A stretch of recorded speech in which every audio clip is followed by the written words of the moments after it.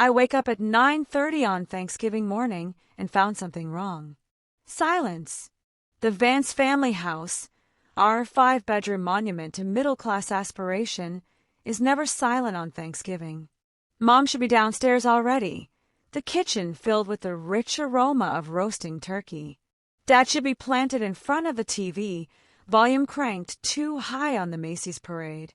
Liam and Chloe should be bickering over who gets the good bathroom first, but there's nothing, just the faint hum of the heating system clicking on. I sit up, run a hand through my tangled hair, and listen harder. No cabinets opening and closing. No water running. No footsteps on the stairs. Hello. My voice sounds strange in the stillness. When no one answers, a flicker of unease ripples through me. I grab my phone from the nightstand. No messages. No missed calls. Nothing to explain the wrongness of this morning. I swing my legs over the side of the bed, suddenly wide awake. The hardwood floor feels cold against my bare feet as I pad to the hallway. Mom. Dad. I call out, louder this time. The doors to my siblings' room stand open, beds empty and hastily made.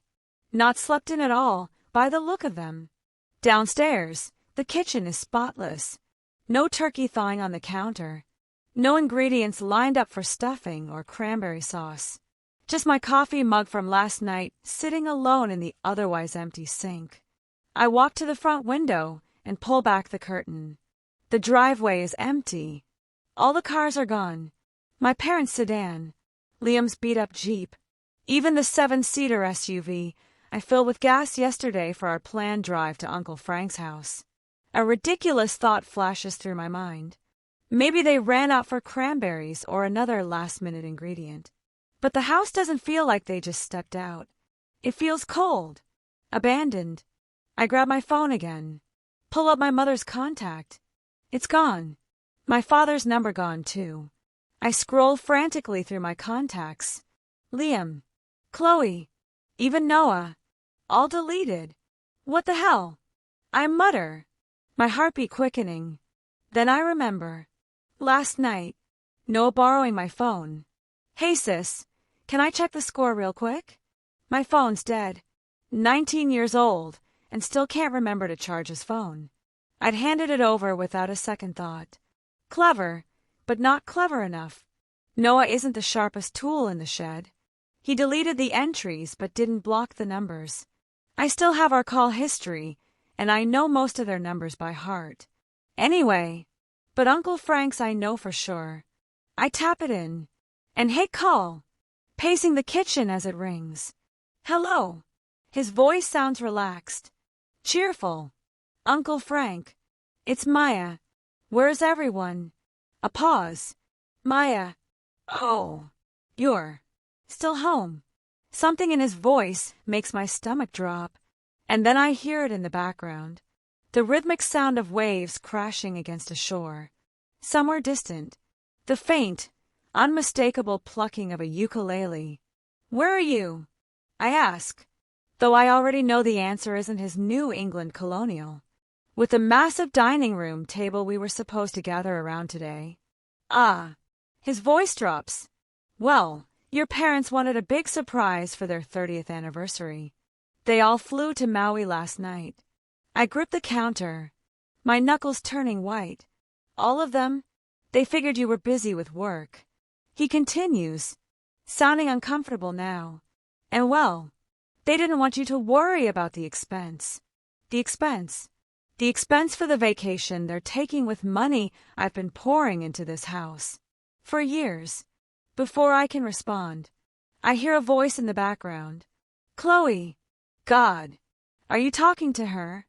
I thought the plan was to just let her stay home. Uncle Frank makes a shushing sound. But it's too late. I've heard enough. Maya. He starts. I end the call. The kitchen feels colder now as I stand motionless.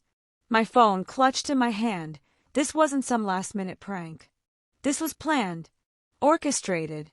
They deleted my contacts. They snuck out in the night. They left me behind deliberately. My gaze drifts to the calendar on the fridge. where I'd circled today's date and written Thanksgiving at Uncle Frank's in my neat handwriting. Next to it, the list of chores I'd completed to get ready. Clean guest bathroom. Gas up SUV.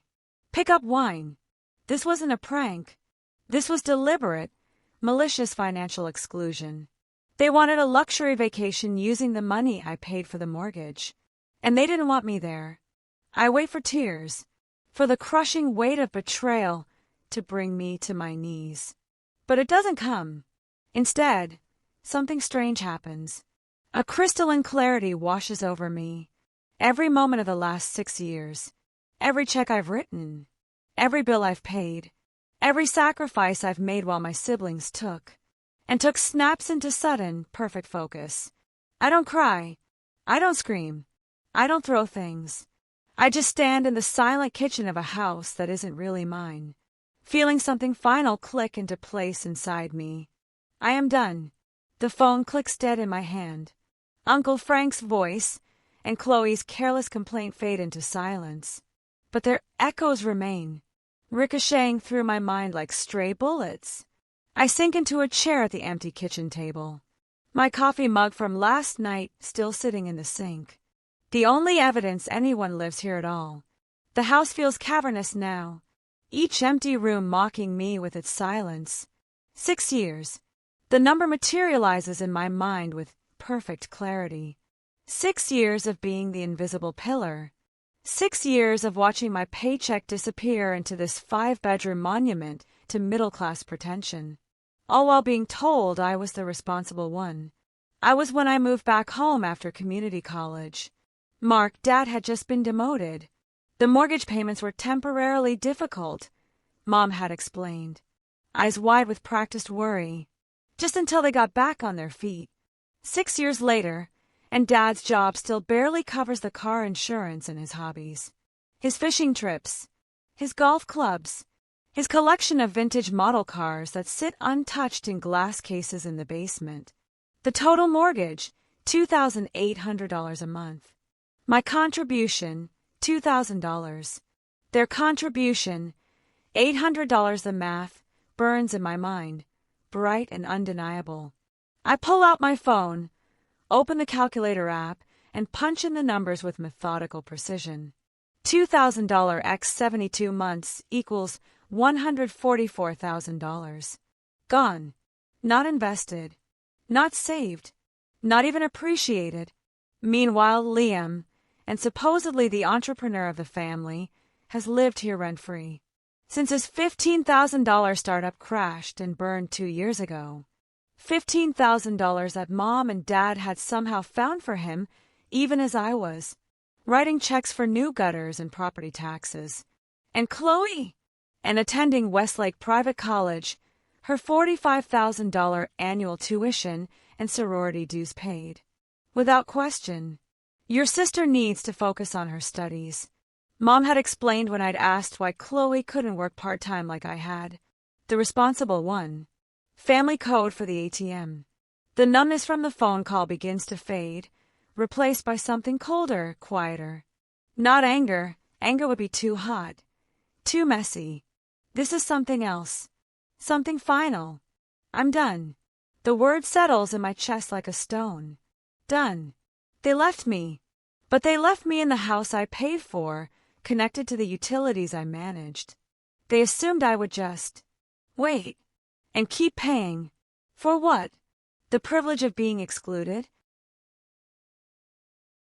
The honor of funding Maui vacations I wasn't invited to? I don't throw things. I don't scream. Those reactions would give them too much power, confirm their whispered assessments that I'm too emotional or can't take a joke. Instead, I walk to my home office, the smallest bedroom, the one with a water stain on the ceiling that no one else wanted.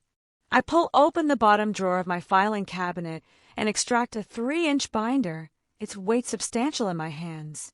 6 years of receipts, 6 years of bank statements, 6 years of warranties for appliances and electronics I purchased when the old ones broke. Down. 6 years of evidence. I carry the binder to the kitchen table and open my laptop. But I don't book a flight to Maui. I don't compose an angry email.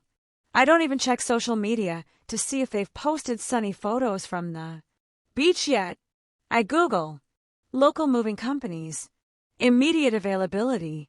Several options appear, but most are closed for the holiday weekend. One company, however, advertises a premium holiday emergency move service.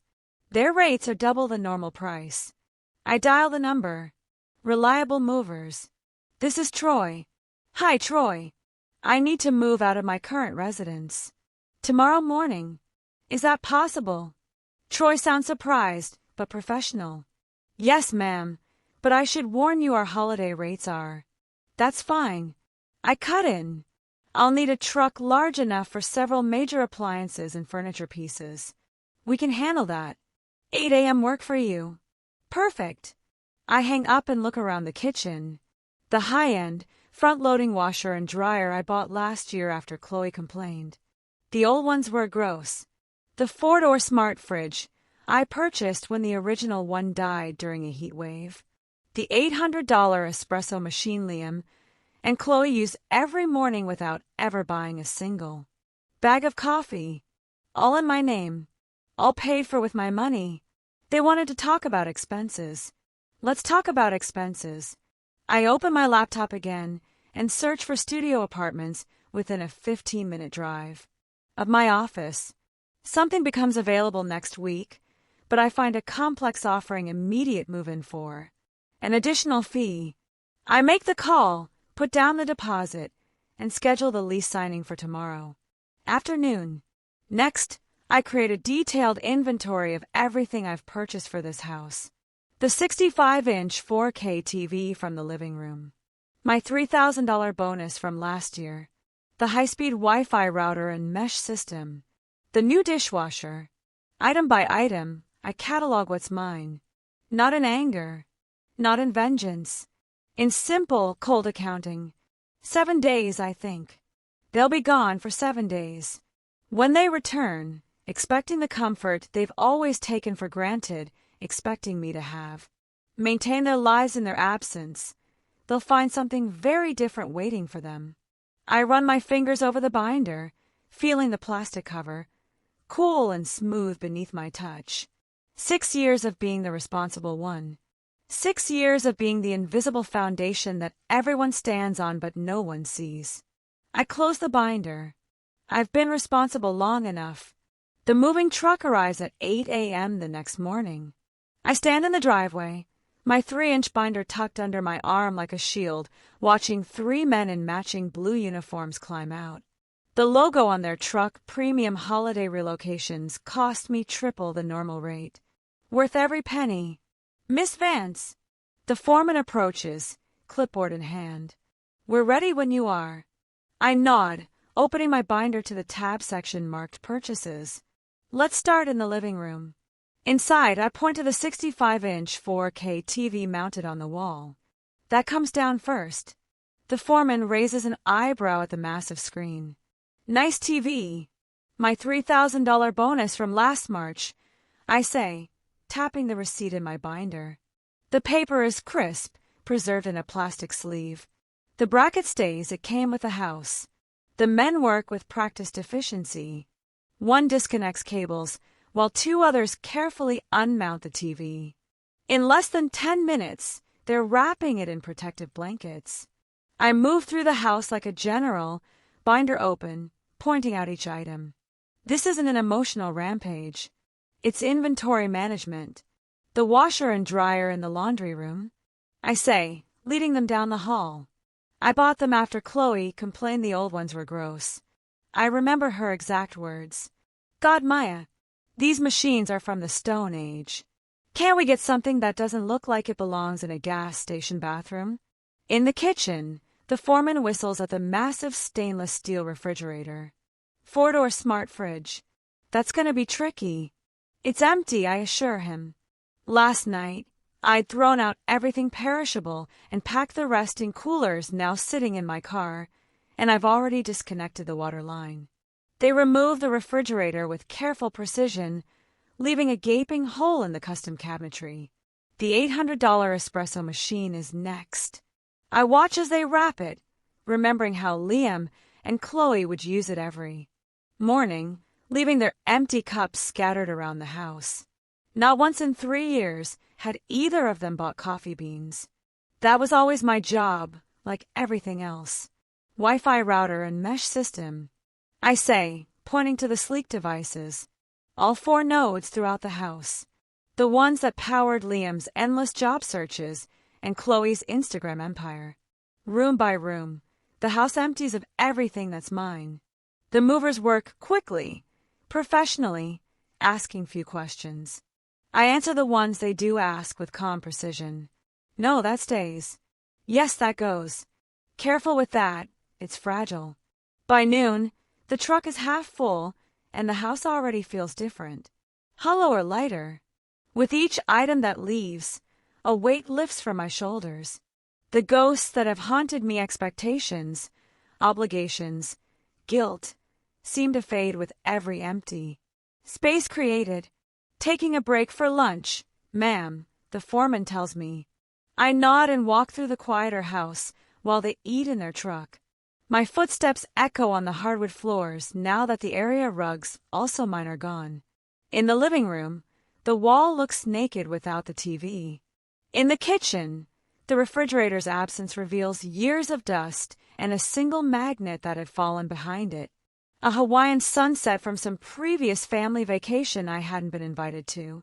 This isn't destruction, I remind myself. This is reclamation. By 4 in the afternoon, they've loaded everything that's mine. I stand in the driveway, signing the paperwork as they secure the truck.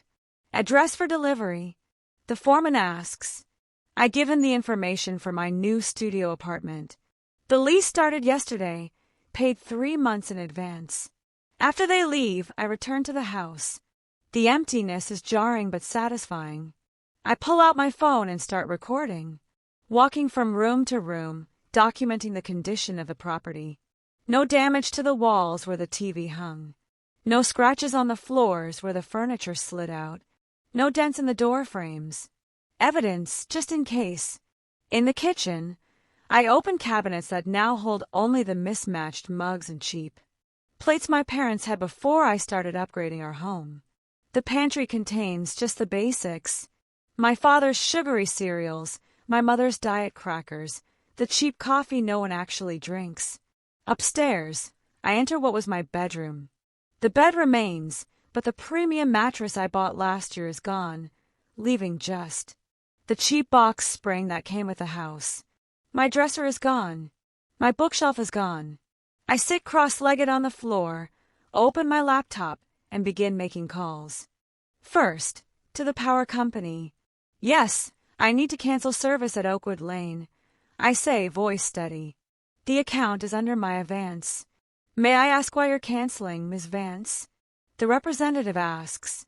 I'm moving. Simple. Truthful. I see. There will be a final reading tomorrow, and service will be disconnected by 5 p.m. Is there a forwarding address for the final bill? I provide my new address, then make the same call to the water company, and another to cancel the internet service that powered our whole smart home system. Each call takes less than 10 minutes. Each representative is professionally indifferent to my decision. By 6 p.m., I've made all the calls. Every utility will be shut off within 48 hours before my family returns from their Hawaiian paradise. Night falls. The house is dark except for the single lamp I've left plugged in my room. I shower in the now empty bathroom, dry myself with the one towel I've kept out of my luggage, and sleep on a blanket on the floor of my old bedroom. In the morning, I load my remaining bags into my car. I've left nothing behind that's truly mine. In the kitchen, I place my house keys on the counter. Beside them, I stack the new, unpaid utility bills I collected from the mailbox yesterday, all addressed to Mark and Brenda Vance. All services they've enjoyed without thought because I handled them. I take one last look around the empty house. 6 years of my life, $2,000 a month, $144,000. I lock the door from the inside, step out, and pull it shut behind me. With a satisfying click, In my car, I check the time. 6 days until they return from Maui. 6 days until they discover what responsibility actually costs. Tick-tock. I whisper as I drive away, heading toward my new, much smaller, infinitely more peaceful home. 6 days later, the family is back. I'm sitting in my new studio apartment when my phone buzzes with a notification from the Ring doorbell app, one never deleted. A final loose, and I deliberately left untied. The app shows the Van Cess have returned, dragging oversized suitcases up the front walk. Their faces are tanned, their shoulders slumped with travel fatigue. Brenda clutches a pineapple-shaped souvenir. Mark fumbles with his keys. Chloe and Liam trail behind, still wearing their matching Aloha shirts. Noah brings up the rear, his neck ringed with a plastic lei. I take a sip of my coffee, turn the volume up on my phone, and watch. Honey, Brenda calls as Mark finally gets the door open. Don't forget the light switch is finicky. They disappear inside. I count down in my head. 3, 2, 1. Mark? Brenda's voice filters through the Ring's microphone. The lights aren't working. Hang on, Mark replies, his voice growing fainter as he moves away from the door. Let me check the breaker. A minute passes. The door remains open, spilling their conversation onto the porch where the Ring camera captures. Every word. Nothing's working, Mark calls back. The power's out. Did you forget to pay the bill? Brenda asks, irritation edging into her voice. Me? You handle the utilities. I smile as I imagine them standing in the dark hallway, jet-lagged and confused. Liam pushes past them, phone flashlight activated. His beam sweeps across the living room, then stops. Dad! His voice rises an octave. Where's the TV? The flashlight beam jerks around wildly now, illuminating empty spaces where furniture used to be. What the hell? Mark's heavy footsteps pound across the floor. Chloe screams from the kitchen. The fridge is gone. Everything's gone. I watch as they spill back onto the front porch, faces pale in the dying November sunlight. Brenda's hands shake as she clutches at Mark's sleeve. Someone broke in, she gasps. Call. Mark fumbles his phone from his pocket, fingers trembling as he dials. I watch his face contort as he explains the situation to the dispatcher, describing a robbery in progress. Liam paces the porch, his own phone gripped tightly in his hand. His brow furrows as something occurs to him. The Ring camera, he says suddenly. We can check the footage. Of course Liam would think of that. The tech guy of the family, who couldn't even launch a successful startup with $15,000 of funding. I take another sip of my coffee as I watch him tap at his phone, accessing the same app I'm currently using. I know the exact moment he finds the footage from 3 days ago. His face drains of color, mouth dropping open. She took everything, he stammers. The others crowd around his phone. I can picture the video playing on his screen. Me, clipboard in hand, directing the movers as they carefully load the 65-inch TV. The smart fridge, the washer and dryer, the espresso machine. All documented, all organized, all mine. Maya did this. Brenda's voice breaks on my name. But why would she? Because she's crazy, Chloe cuts in. I told you she was getting weird. Mark takes the phone from Liam, watching the footage with narrowing eyes. When he looks up, his face is rigid with fury. She can't do this, he growls. This is our house. I set my phone down on the coffee table of my new apartment and walk to the window. Outside, the November sunset paints the sky in shades of orange and purple. My studio is small, but the light here is beautiful. Clean. Mine. My phone starts buzzing again. Not the Ring app this time, but actual calls. One after another. The same numbers over and over. No contact names attached. I pick it up and look at the screen. 12 missed calls in the span of 5 minutes. Then the texts start flowing in from my mother's number. Maya, call me. Where are you? The house was robbed. I set the phone face down on the table and make myself a fresh cup of coffee. The buzzing continues, persistent as a trapped wasp, as I move around my small kitchen. I take my time, measuring the grounds with precision, waiting for the water to reach the perfect temperature. When I return to the window with my steaming cup, a police car is pulling up in front of my building. Behind it, my father's sedan screeches to a halt, double parking in his haste. They pile out Mark, Brenda, Liam, Chloe, and Noah, a gesticulating mass of righteous indignation as they follow the two officers into my building. My intercom buzzes 3 minutes later. Miss Vance. The front desk attendant's voice is professionally neutral. There are police officers here asking to speak with you. They say your family is with them. I take a long, slow breath, savoring the moment. 6 years of paying for a house that was never mine. 6 years of being the invisible pillar, the responsible one, the family ATM. 6 years of swallowing my resentment as they took and took and took. The moment has arrived. The trap I set has sprung perfectly. Ma'am, the police are here, the attendant prompts when I don't immediately respond. With your family. Get. I set my coffee cup down and cross to my desk. My hand comes to rest on the 3-inch binder filled with receipts, warranties, and bank statements. 6 years of meticulous documentation. 6 years of evidence. Tell the policeman only they can come in, I reply.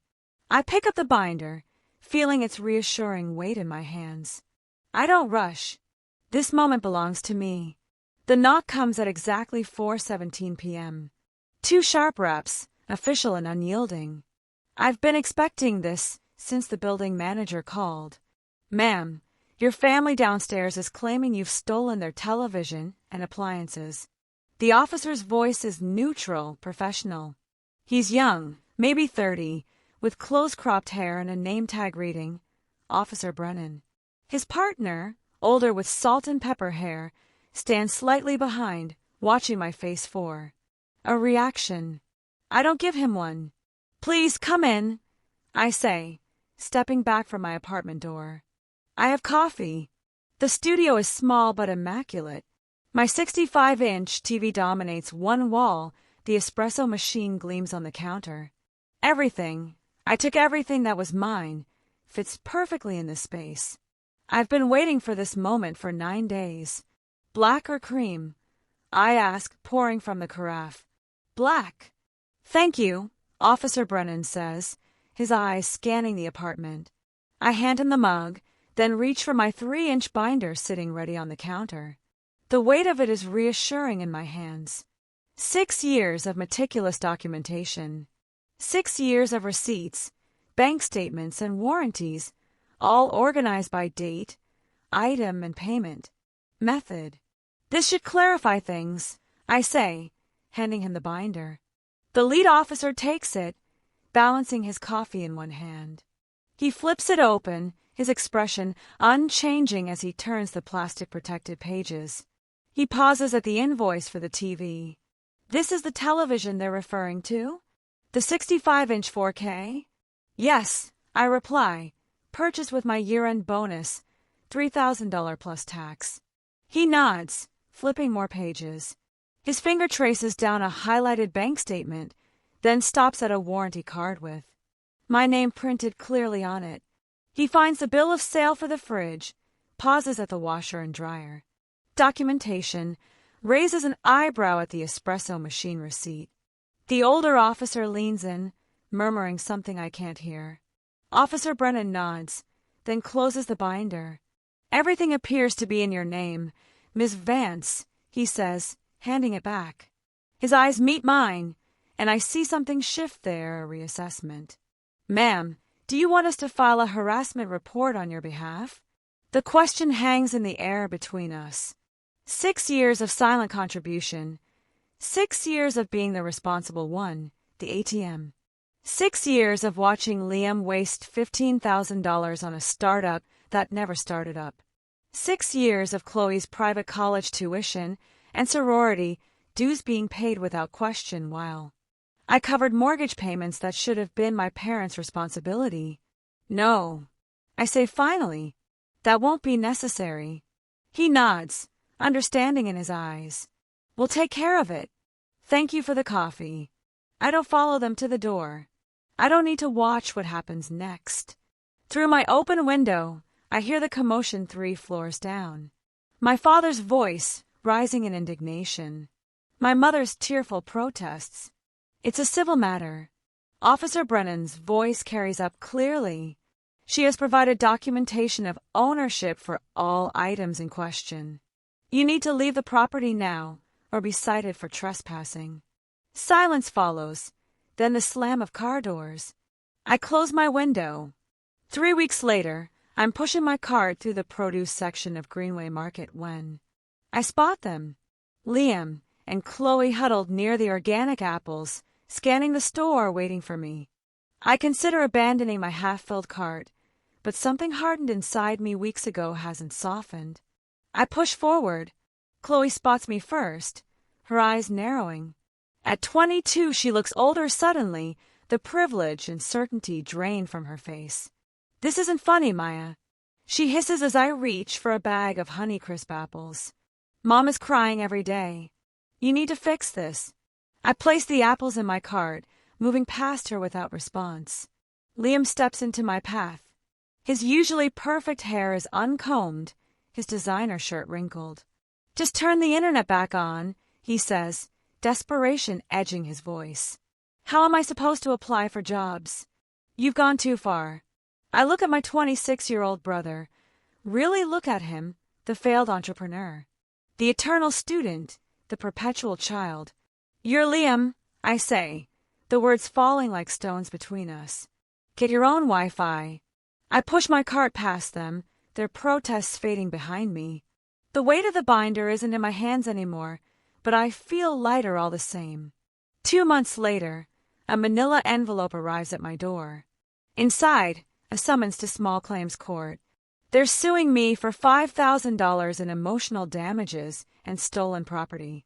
My mother's signature on the complaint form is shaky, but determined. They tried everything else. This is their last stand.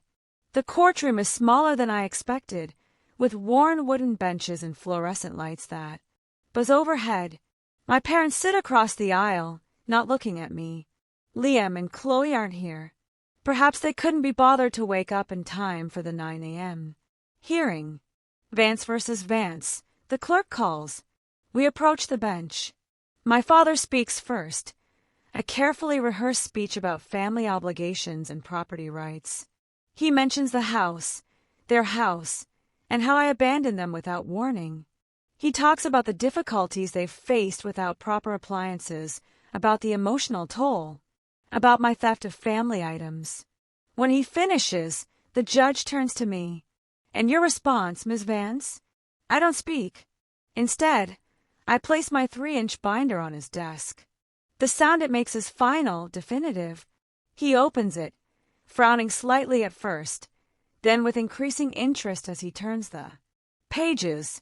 5 minutes pass in silence as he reviews bank statements, receipts, and utility bills in my name. Mr. Vance, he says finally, closing the binder. These items appear to be legally purchased and owned by your daughter.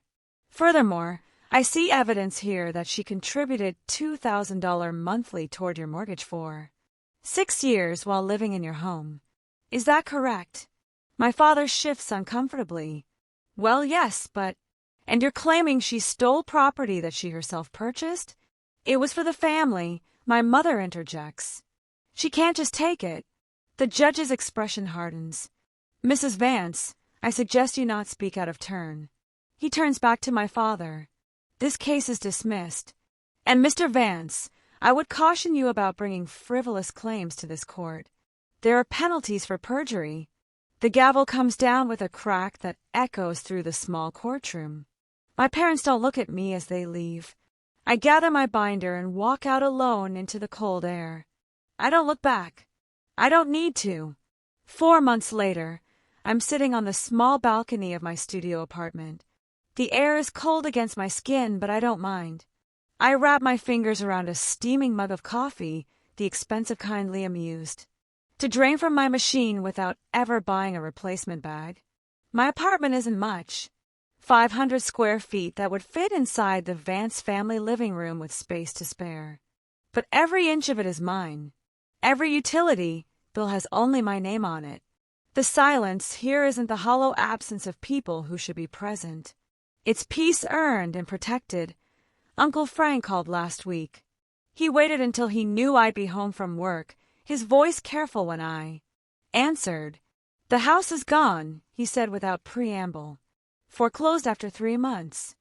They couldn't make the payments." I took a sip of tea, letting the information settle. "Where are they living now?" 2-bedroom rental across town.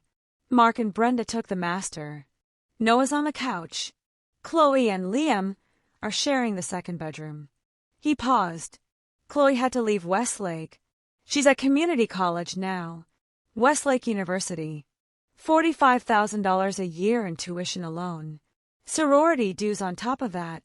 All while I quietly transferred $2,000 to my parents' account every month for 6 years. "Maya, they're really struggling," Uncle Frank said, his voice dropping into that guilt-inducing register family's perfect over. "Generations. Did they ask you to call me?" "Not exactly, but—" "Then they're not struggling enough," I replied, surprised by my own steadiness. "They'll figure it out. They're adults." The consequences arrived like dominoes falling. The 2-bedroom apartment. Chloe's transfer. My father having to find an actual full-time job for the first time in years. My mother selling her jewelry on Facebook Marketplace. Reality crashing down on people who thought they could fly forever on someone else's wings. I take another sip of coffee, watching the sun climb higher. My phone buzzes with a notification. LinkedIn. I tap the screen. "Liam Vance has sent you a message." I open it with mild curiosity. "Hey sis, hope you're doing well. Listen, I've got an interview at Meridian Tech next week. Any chance you could be a reference? You know how reliable I am when I put my mind to something."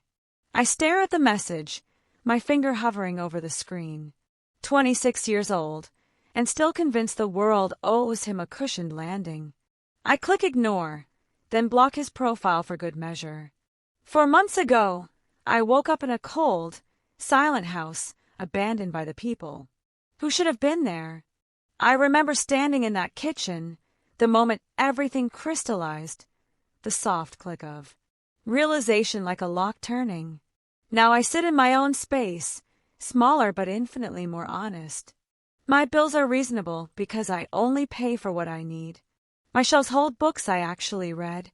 My refrigerator contains food only I eat. People ask if I ever feel guilty.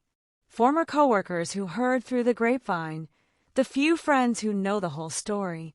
They want to know if I wonder whether I went too far, if I think about my family struggling in their cramped apartment while I sit here with my expensive coffee maker and my quiet mornings. I take a final sip, letting the rich flavor linger on my tongue. No, I don't. For the first time in my life, the silence is actually mine.